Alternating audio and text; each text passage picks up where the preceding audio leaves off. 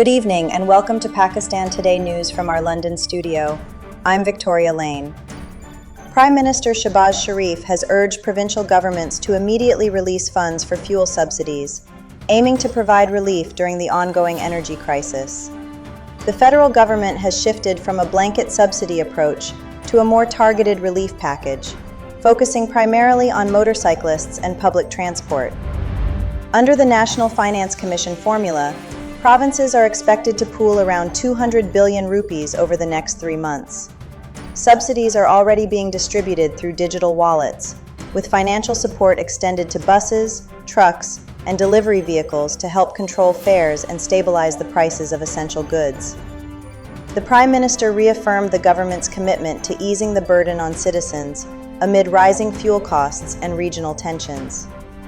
Meanwhile, provincial governments are also taking steps to conserve energy. Authorities in Balochistan and Khyber Pakhtunkhwa have announced new measures, including early closing times for markets and businesses.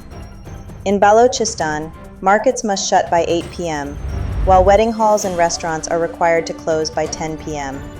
Similarly, in Khyber Pakhtunkhwa, markets in major cities will close by 9 p.m., and in other districts by 8 p.m., with eateries and marriage halls also closing at 10 p.m. Officials say strict enforcement will be ensured, although essential services such as pharmacies, tandoors, and emergency facilities will remain exempt. In Sindh, Chief Minister Murad Ali Shah has announced a province-wide freeze on transport fares, following successful negotiations with transporters. The decision ensures that fares will remain unchanged despite rising fuel prices, with the government providing subsidies to transport operators to ease their financial burden.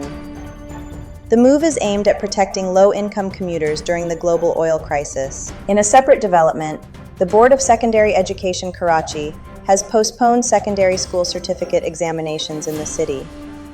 The exams will now begin from April 10 due to technical issues during a transition to a digital system, with a revised schedule expected soon. We now turn to Karachi, where tensions escalated during protests against rising fuel prices. Police detained 23 PTI leaders and workers, including 2 former lawmakers, following clashes near the Karachi Press Club. Authorities say protesters violated Section 144 restrictions and attacked police with sticks and stones, leading to arrests and the registration of cases under multiple legal provisions. PTI has strongly condemned the arrests, alleging police brutality and demanding the immediate release of those detained. Traffic restrictions were also imposed in the area to maintain security. For more on this, we go to our Karachi correspondent, Clara Bennett. Thank you, Victoria. The situation here in Karachi remained tense throughout the day as police moved swiftly to disperse protesters gathered near the press club. Authorities maintained that the enforcement of Section 144 was necessary to prevent unrest, while opposition leaders continued to criticize what they describe as excessive use of force. Witnesses reported chaotic scenes, with traffic disruptions affecting key routes in the city center.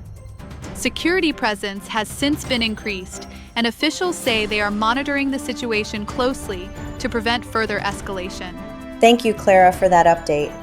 In security developments, Pakistan's forces have successfully foiled an attack by Afghan Taliban and militant fighters on a border post in the Ghulam Khan sector of Khyber Pakhtunkhwa.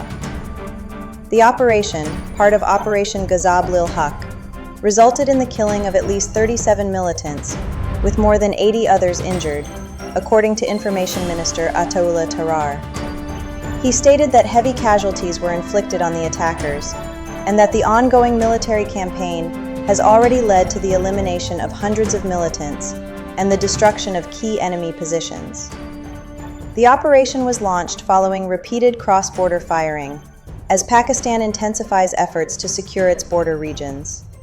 Across the country, Christians marked Easter Sunday with prayers and celebrations.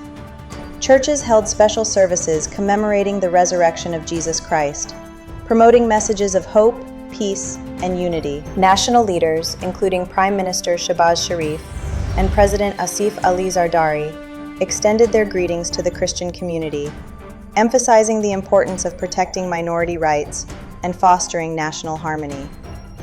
The government reiterated its commitment to equal opportunities for all citizens and highlighted the contributions of Christians to Pakistan's diverse society. Finally, the Pakistan Meteorological Department has forecast widespread rain and thunderstorms across several regions on Monday.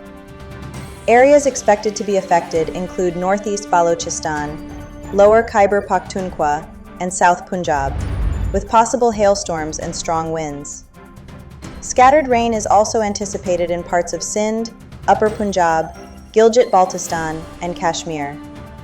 Authorities have warned of potential flash floods, landslides, and damage to weak structures, urging residents to remain cautious and take necessary precautions. That's all for now. You're watching Pakistan Today News. I'm Victoria Lane.